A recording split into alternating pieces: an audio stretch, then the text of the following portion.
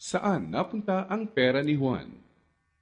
Kaibigan, pamilyar ka ba sa tatlong mukha ni Juan pagdating sa paggamit ng pera? Alam mo bang may pagkakaiba sa ugaling pinansyal si Juan mahirap, middle class at mayaman? Sobrang simple lang ng mga pagkakaibang ito. Magtataka ka kung hindi lahat ng tao pamilyar dito. Mga simpleng diskarteng dahilan kung bakit ang mahirap lalong humihirap, ang middle class stressed out at walang oras, at ang mayaman lalong yumayaman. Kung matagal mo nang tanong ang mga ito, mag-e-enjoy ka sa mga facts na hinanda ko para sa iyo. Sabay nating hihipan ang mga kumakalat na outdated na information tungkol sa pag-manage ng pera ngayon. At as a bonus, titignan din natin kung may pag-asa pa ba sa panahon ngayon ang simpleng Juan na umasenso at yumaman. Halika't isa-isa natin silang tignan. Magsimula tayo sa regular na araw ni Juan Mahirap. Gigising siya sa umaga at magmamadaling pumasok sa trabaho, kung swerteng may trabaho nga siya. Madalas, contractual. Minimum wage. Minsan, less than minimum pa. Masipag at matyaga naman siya. Pagtitiisa ng traffic at ang sumpong ng boss na masungit. At pagkatapos magbanat ng buto buong araw, uuwi ng pagod. Magpapahinga para ulitin lahat ito kinabukasan. Gagawin niya ito ng araw-araw para sa kapos-saktong sweldo. Tama ka, di na ito bagong istorya. Ano nga ba ang diskarte ni Juan Mahirap pagdating sa pera? Bago ang pag-iipon para sa pangkabuhayan, madalas nauuna ang Jollibee dito, sini doon, at ang silent killer ng bulsa.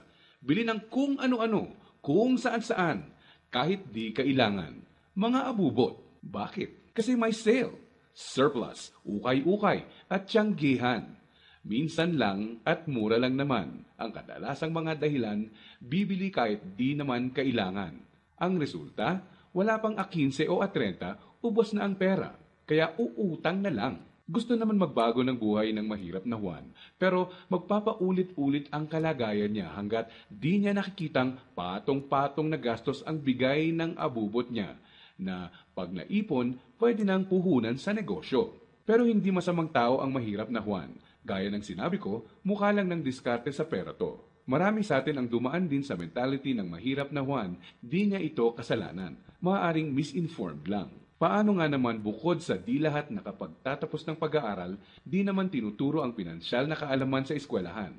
Madalas, ang ugali sa paghawak ng pera ay ang ugaling namamana lang. So, saan napunta ang pera ni Juan Mahirap? Dito na papasok ang tinatawag nating 1. Income at expense. At 2. Assets at liabilities. Huwag kang mag-alala, hindi economics class ng pinasok mo. Simple lang to. So ano nga ba ang praktikal na kahulugan ng income at expense at assets at liabilities? Unahin natin ang income. Ito ang perang pumapasok sa iyo. In short, income equals kita. Kapag lumabas naman ang pera, tinatawag natin tong expense. Sa madaling salita, expense equals gastos. Ngayon, ano naman ang assets at liabilities? Asset ang isang bagay kung binibigyan ka nito ng income o kita. At liability naman kung expense o gastos ang binibigay nito. Balik sa tanong, saan napunta ang pera ni Juan Mahirap? Ang maikling sagot, madalas mas maraming expense o gastos kesa income o kita ang mahirap na Juan. Maaring sa sahod o maliit na extra lang siya umaasa para sa income, samantalang kaliwat kanan naman ang pinanggagalingan ng expense. Naloko na. May pag-asa pa ba ang mahirap na Juan? Malalaman natin yan mamaya. Ngayon, tignan muna natin ang behind-the-scenes kwento ni Juan Middle Class. Sa unang tingin, okay na okay ang lagay ng middle class na Juan. Ang totoo niyan, malaki ang tsansang mapagkamalan mo siyang mayaman. May bahay, may kotse, at nakikita mo silang nagbabakasyon minsan. At kung may bagong labas na gadget, mag-a-upgrade ang middle class na Juan. Pero ang di alam ng karamihan, marami dito ay promo, hulugan o utang sa credit card na buwan-buwan sa sweldo na kakaltas. So, saan napupunta ang pera ni Juan Middle Class? Ang maikling sagot, mas madaming liabilities, nagbibigay gastos kesa sa assets, ang binibili ng middle class na Juan. Imbes na investments na gagawa ng income, nauuna sa listahan niya ang paggagamitan ng pera, ang upgraded na lifestyle. Gusto niya ang convenience at quality sa buhay. Tingnan nating halimbawa to. Kung traditional economics ang pagbabasehan, ang kotse at bahay ay madalas na sinasabing assets. Sa praktikal na buhay ni Juan, masasabi nating outdated na ang pananaw na to.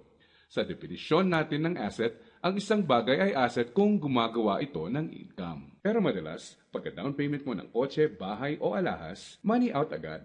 Sa mga susunod na buwan, may babayaran ka ulit at huwag mong kakalimutan andyan pa ang insurance at tax. Money out nga naman, liabilities. Ang kotse ay nagiging asset lang kung nakakatulong siya ng gumawa ng income. Halimbawa na lang kung gamit sa negosyo. Ang bahay ay pwedeng maging asset kung paparentahan mo ito, lalagyan ng mga produkto sa negosyo or storage. O di kaya'y kung nagba-buy and sell ka ng bahay at mabibenta mo to ng mas mahal. So bakit walang oras at stressed out si Middle Class 1? Para mabayaran ang mga liabilities, kailangang mag-overtime, kumuha ng mas maraming trabaho at maghangad na ma-promote ng middle class na Juan kung siya ay empleyado. Para sa mga professionals at self-employed, kailangan nilang kumuha ng mas maraming kliyente o projects. In short, kailangan nilang ibenta ang oras at skills nila ng higit pa sa ginagawa nila dati nung wala pang liabilities para kumita ng mas malaki. Tulad ng kalagayan ng isang doktor. Kung hindi niya sisiputin ang pasyente niya, wala siyang kita. Dito mo na makikitang may lumala mo na sa oras ni Juan Middle Class. May mga celebrations sa family at friends ang di na niya ma-attendan. Kaliwat ka ng stress na ang kapalit ng upgraded lifestyle ni Middle Class 1. Para sa kayod kalabaw na discarding to, gugustuhin niya ng reward, tama? Kaya mas madalas na siyang mag-taxi, kahit pwede namang mag-jeep. Starbucks coffee na, dati okay na ang 3-in-1. Sa restaurant na mas madalas kakain, kahit pwede namang sa bahay. Ilang halimbawa lang ito. Sa oras na maisip ni Juan Middle Class na magnegosyo, ang kita niyang pangpupuhunan sana, pambayad sa liabilities na pupunta. Kung tatanungin mo siya kung anong gusto niyang baguhin, madalas sasabihin niyang ibalik sa kanya ang oras niya. Mabait si Juan Middle Class. Gusto niya ng maganda at komportableng buhay para sa pamilya niya. Magaling din siya sa trabaho o sa propesyon niya. Sa kasamaang palad, pagdating sa pinansyal na mindset, may outdated advice at information siyang dala. Ang dating akala niyang assets ay liabilities na pala. May pag-asa pa ba si Juan Middle Class? Malalaman natin yan ilang sandali lang. Ngayon, tignan muna natin ang sikreto ni Juan Mayaman. Alam mo ba na madaming Juan Mayaman ang mga self-made? Ibig sabihin, bunga mismo ng sariling pagod, sakripisyo at tiyaga ang tinatamasa nilang tagumpay. Simple lang kung susumahin mo ang lifestyle niya, may time and financial freedom. Maluwag ang buhay kung may kailangan. Choice sila kung ano ang sasakyan nila, saan sila titira, sino ang makakasama at makakatrabaho nila, kailan at saan sila magbabakasyon, at iba pa. In reality, mas madami din silang tsansang makatulong sa kapwa, gaya ng pagdodonate sa charity at pagsali sa outreach programs. Balik tayo sa tanong, saan napunta ang pera ni Juan Mayaman? Kapag may perang hawak si Juan Mayaman, sa asset niya ito dinadala. At sa asset na ito ay kikita pa ng mas maraming pera para sa kanya. At ano naman ang gagawin niya sa bagong kitang ito? Tama ka, i-invest ulit niya sa ibang asset pa. Ano ba ang mga examples ng asset na ito? Andiyan ang investments, apartment, or kotseng pinaparenta. Ang edukasyon, seminar, tradings at iba pa na magtuturo sa iyo ng skills na kaya kang bigyan ng kita ay asset din. Sabi nga ng isang bumper sticker, if you think education is expensive, try ignorance. Ibig sabihin, kung tingin mong mahal ang edukasyon, subukan mo ang kamangmangan.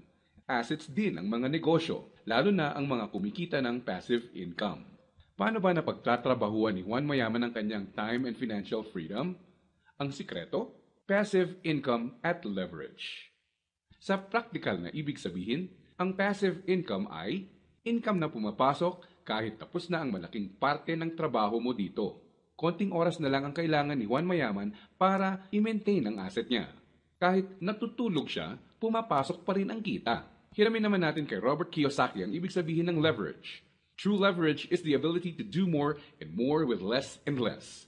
Ibig sabihin, ang tunay na leverage ay ang kakayanan na gumawa ng mas maraming gamit ang mas kaunti.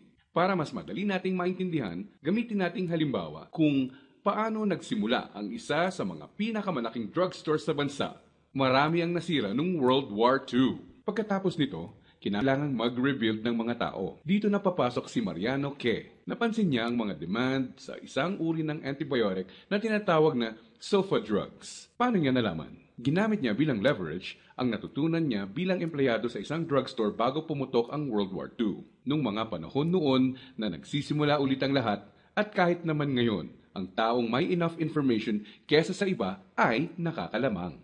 Gamit ang ₱100, bumili siya ng sulfathiazole tablets at kumita sa paglalako nito. Ginamit niya mga unang kita niya para bumili ulit ng mga tableta na ilalako. Hindi niya ginastos sa liabilities at abubot ang mga sumunod na kita. Nag-ipon siya at gumawa ng kariton. Ginamit niya ito para makabenta ng mas marami pa. Naging asset at nagbigay ng leverage sa kanya ang kariton. Taong 1945, nakaipon siya ng sapat na pera para ipatayo ang una niyang drugstore. Pinangalanan niya itong Mercury Drug. Ngayon, kahit natutulog si Mariano, may humigit kumulang 900 na branches na at 11,000 na empleyado ang mga nagtatrabaho para sa kanya. Leverage. Dahil dito, pumapasok pa rin ang passive income sa kanya. Pwede mong gawin ang ginawa niya. Gamitin mo ang pera mo sa pagsisimula ng pagkakakitaan. Andyan lang sa tabi-tabi ang mga negosyong kayang magbigay ng passive income at leverage sa iyo. Gaya na lang ng experience ko. Di ko inakalang isang maliit na flyer lang na inabot sa akin sa mall ang magiging tulay para sa isang negosyong nagbibigay passive income at leverage sa akin. Naging ugali ko na i-prioritize sa mga pagkuha ng assets bago liabilities. Ano ang konklusyon natin ngayon na magpapayaman sa iyo? Intindihin mo to, hindi lang ang pagkakaroon ng pera ang nagpapayaman sa tao. Para hindi ka matulad sa 70% ng lotto winners na lalong nagiging mahirap dahil sa maling diskarte sa pera. Dapat, alam mo kung paano at saan gagamitin ang pera pag nagkaroon ka nito. Dahil sa internet, mas madali nang maghanap ng negosyong simulan sa maliit na capital at pwedeng palaguin para bigyan ka ng passive income at leverage. Ang importante, kailangan mo silang hanapin. Kailangan mong maging open para tumingin-tingin at kumuha ng idea at pag nakakita ka, pag-aralan at i-research mo to. Nandyan lang sila. Kailangan mo lang bigyan ng chance ang sarili mo na maging in the know. Ibig sabihin, kapag andyan na ang pagkakataon sa harap mo, alam mong di mo dapat palagpasin to. At sa pagkakakitaang papasukin mo, ipunin mo lang ang income mo. Gamitin mo to para palaguin pa ang assets mo hanggang ang kita ng assets at negosyo mo kahit di mo na directly pinatatakbo ay nagbabayad ng bakasyon, gadgets, kotse at bahay ng pamilya mo. Gaya ng mga self-made na Juan Mayaman, kaya mo itong simulan. So, si Juan Mahirap, unang binibili ay ang mga abubot. Si Juan Middle Class, unang binibili ay liabilities. At si Juan Mayaman naman, unang binibili ay assets. Kung nagustuhan mo tong presentasyon natin ito, maaring magustuhan mo pa ang mga ibang ideas na meron tayo sa Facebook group. Okay itong online tambayan natin na to. Positive ang mga tao. Nagsishare ng idea para mas gumanda ang buhay ng mga nasa grupo. Welcome ka dito. Masaya, may purpose, at may kulitan sa grupo. In short, bukod sa mga ideas at suporta para sa pag-unlad ng buhay mo, mag-e-enjoy ka dito. Sa Facebook, makikita ang grupo natin. Kaya kung nakatulong ang presentation na to sa iyo ngayon, swakto ka sa grupo. By private invitation nga lang to, pero free. Lagay mo lang ang email address, cellphone number mo sa form dito para mapadalhan kita ng invitation. Don't worry, safe ang information mo. Di kita padadalhan ng spam at makulit na mga messages. At as a bonus, bibigyan din kita ng ebook ng video na to. Lagay mo lang ang email address at cellphone mo dito at ako nang bahala sa iyo.